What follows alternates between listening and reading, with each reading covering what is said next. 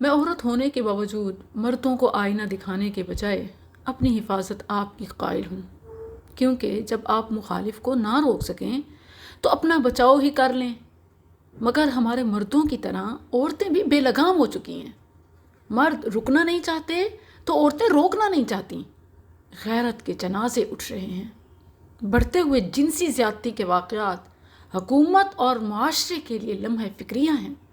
پھر ایک اور سانحہ، پھر ایک عورت، موٹر وے جیسی جگہ، ایکٹیو پیٹرولنگ سسٹم، دن دہاڑے چلتی گاڑی میں لڑکی سے مبینہ گینگ ریپ۔ ملتان سے 2 خواتین خالہ اور بھانجی پرکشش جاب کی لالچ میں مقررہ جگہ پہنچیں۔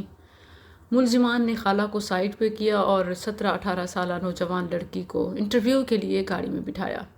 پھر جو کچھ ہوا میں زبان سے بیان نہیں کر سکتی، اور بعد میں فیصل آباد کے قریب نیم مردہ نیم برہنہ حالت میں سڑک کنارے پھینک کر فرار ہو گئے۔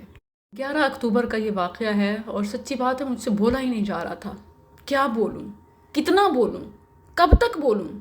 زبان ساتھ نہیں دے رہی۔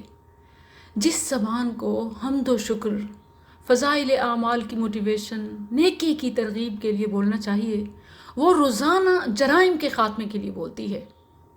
معصوم بچوں کی چیخیں سن سن کر کانوں کے پردے پھٹ گئے ہیں، روحیں مر چکی ہیں۔ سمجھ نہیں آتا کہ قرآنی احکامات اور شرعی سزاؤں کی موجودگی میں عوام کو اور کیسے بیدار کریں، بہنوں بیٹیوں کو کیسے بچائیں۔ جن کو قرآن کی بات سمجھ نہیں آتی انہیں اور کون سی زبان میں سمجھائیں۔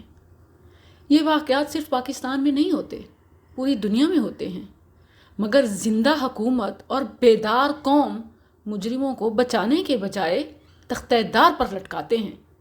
ہمارا المیہ یہ ہے کہ دنیا کا بہترین اسلامی قانون ہونے کے باوجود 1000 میں سے صرف 1 مجرم پر ہاتھ ڈالتے ہیں، وہ بھی میڈیا پر اگر وائرل ہو جائے تو مجبوری بن جاتا ہے، وگرنہ بنت حوا ہر روز ظلم و زیادتی کا نشانہ بنتی ہے۔ اقوام متحدہ کی رپورٹ کے مطابق 70% خواتین اپنے قریبی ساتھی یا کنبے کے فرد کے ہاتھوں ہلاک ہوتی ہیں۔ اس حوالے سے پھر جب اویئرنیس کی بات کی جاتی ہے کہ خواتین کو پردہ کرنا چاہیے، محرم کے بغیر سفر نہ کریں، ہر ممکن احتیاط کریں، ملازمت کا جھانسا دینے والوں سے خاص کر ہوشیار رہیں، کیونکہ اس واقعے میں بھی یہی ہوا ہے۔ ملازمت کے چکر میں عزت داؤ پر نہ لگائیں۔ اب جب خواتین کو سمجھانے کی بات کی جاتی ہے تو پتہ نہیں فیمنزم والوں کو کیوں آگ لگ جاتی ہے، شاید ان کی شہوت پر لات پڑتی ہے۔ اور میں ریکویسٹ کروں گی کہ ایسے واقعات پر سیاست نہ کی جائے، کیونکہ قوم کی بدنامی ہوتی ہے۔ اصلاح کی جائے، تدارک دیکھا جائے، مگر سیاست نہ کی جائے۔ ہمارے یہاں زندہ تو زندہ، مردے پر بھی سیاست کی جاتی ہے۔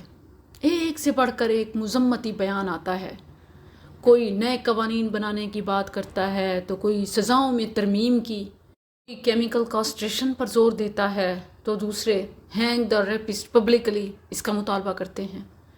لیکن کوئی خالق کے حکم پر غور ہی نہیں کرنا چاہتا کہ برائی کا خالق بھی تو اللہ ہے۔ اس نے ہر جرم، ہر برائی، ہر گناہ کے خاتمے کے طریقے بھی بتا رکھے ہیں۔ مسلم سوسائٹی ہونے کے باوجود ان سزاؤں کے نفاذ کی کیوں بات نہیں کی جاتی؟ الٹا اغیار کی زبان بولتے ہوئے ان سزاؤں کو ظالمانہ، وحشیانہ اور غیر انسانی قرار دیا جاتا ہے۔ کاش کہ یہ بات سمجھ آ جائے کہ اسلامی قوانین خالق نے مخلوق کی تخلیقی صلاحیتوں کو جانتے ہوئے ان کے فائدے کے لیے بنائے ہیں۔ کاش اس پر عمل درآمد ہو جائے تاکہ ہم خود کو اور اپنی نسلوں کو اس موذی مرض کے اثرات سے بچا سکیں کہ جس کا نوالا اس وقت دنیا کی ہر تیسری